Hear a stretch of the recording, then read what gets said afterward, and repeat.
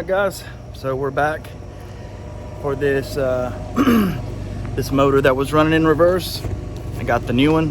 We're gonna be swapping it out, and we're gonna go through replacing a condenser motor.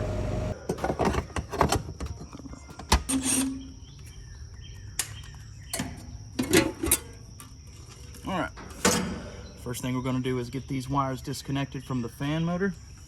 So you'll go up top and you'll be able to see the 3 wires that's coming from that motor. I'm just gonna clip this strap.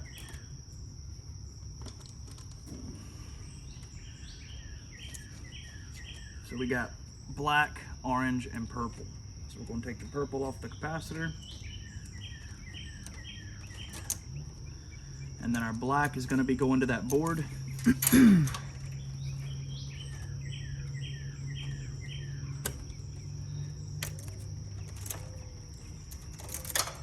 And then our orange is going to be going to the contactor. And after you do it, if you get mixed up, you can always go back and look at your schematic to see exactly where everything went.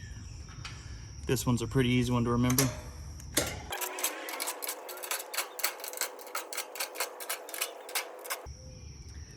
Now make sure your wires are out of the way, and you should be able to pull the entire top off of it.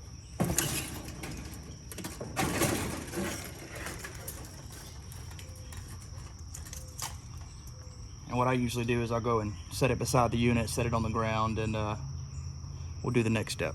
So once you got it off of the unit, first thing we'll do is we'll loosen this bolt here that's holding this the fan blade on the shaft of the motor.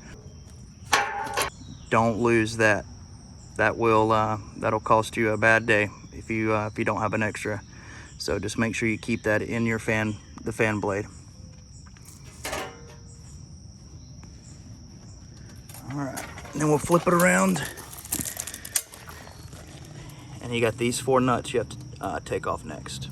So you have the right size socket, you could just use it, but I don't have it with me, so I'm just gonna loosen it with the crescent wrench. They're usually not very tight.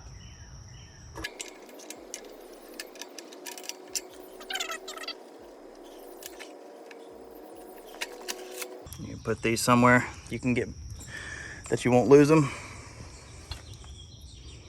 Now we'll be able to pull this off and pull your wires out from in this I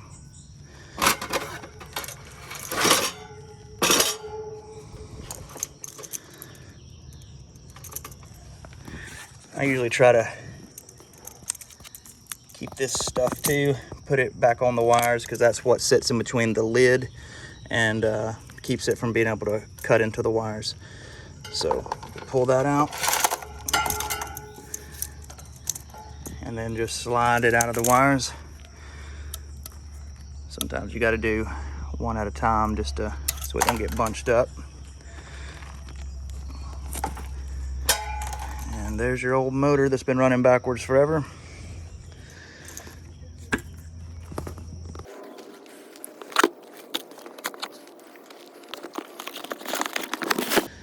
Okay.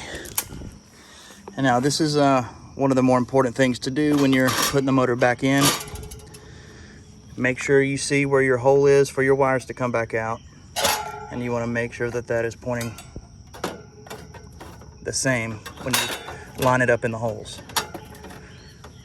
So you want to make sure this is pointing to that, or you'll be taking the motor back off and redoing it. To make it a little easier on you, you probably want to go 1 wire at a time, because it's a pretty tight fit when you try to do all 3 at once, and they'll get caught up in there. So you get 1 through and then do the next one.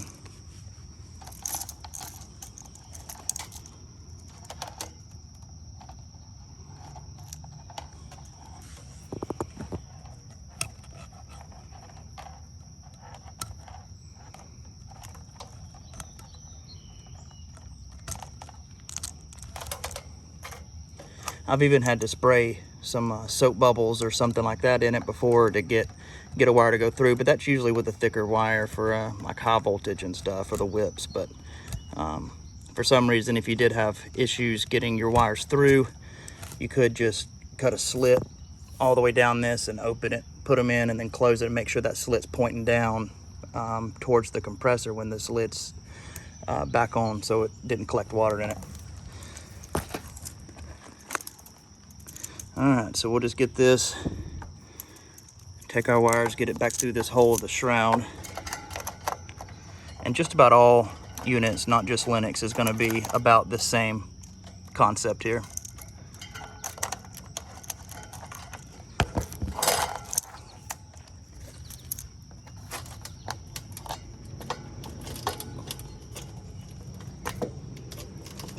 So poke that through, and then you want to make sure this is pushed well onto the unit. I'm gonna have to set you down for this one. So there it is. You can see it's connected flush up to the motor and then out the shroud. And some of these motors have plugs, little rubber plugs that's in these holes. If you do have them, you're going to want to remove them, because that's just a way to let the motor drain the water out if it gets any water inside of it.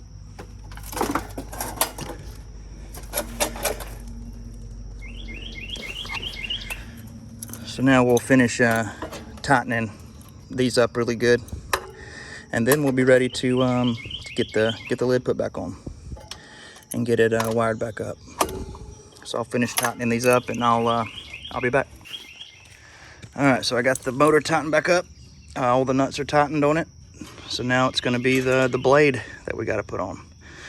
So everyone's probably got a little different ways of doing it, but this is pretty dang simple. So you find the flat spot on your shaft, you know where it is, and then we're gonna line this up with the flat part of the shaft. And the biggest thing is, when you're doing this, you can't have it too low, it's gonna scrub the motor, but you can't have it too far up the shaft, or it's not gonna push the right amount of air out of the top of the unit. So you want to have it enough to where it sits almost all the way into the shroud, but still clearing that motor. So about right there looks good.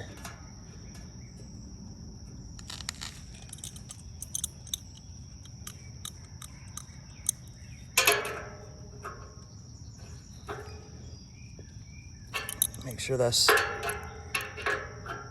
good and tight. You don't want this thing slipping at all. All right. You always do a couple test spins, make sure there's nothing gonna hit.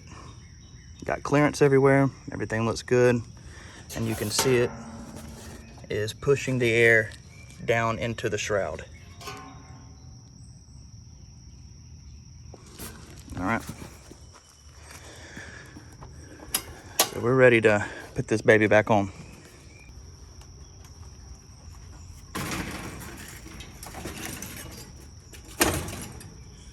If you remember this black stuff from before, you can find the wires and get it put around the wires, or you can even put it down in that hole right there for the wires to go into. We got to get our lid lined up.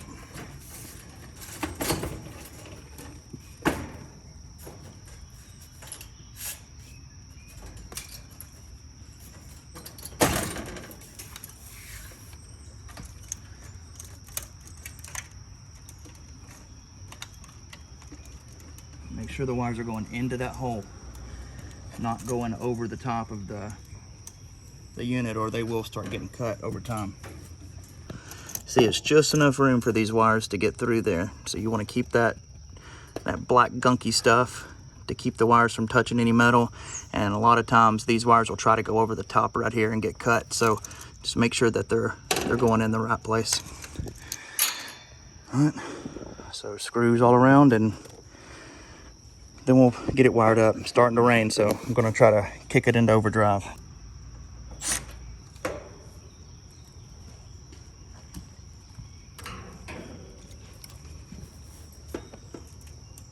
Okay, so purple to the capacitor. Another thing, once these have been taken off and on a few times, they get a little loose. So you take your needle nose, or strippers and just press them in just a little bit so they can regain that tight connection that they need. If not, it will cause it to have a loose connection and can burn up the wires or the capacitors.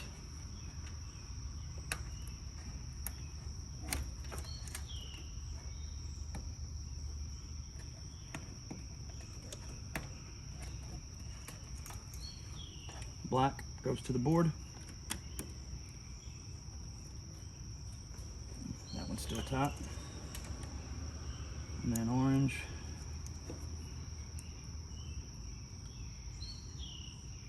To the contactor. And that's on the shunt side.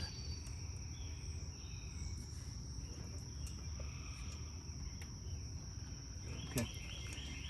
So we're ready to kick it on, and then after I make sure everything runs and it's working the right way, then we'll get a zip tie and clean all these wires up and get them all bunched back up together. All right.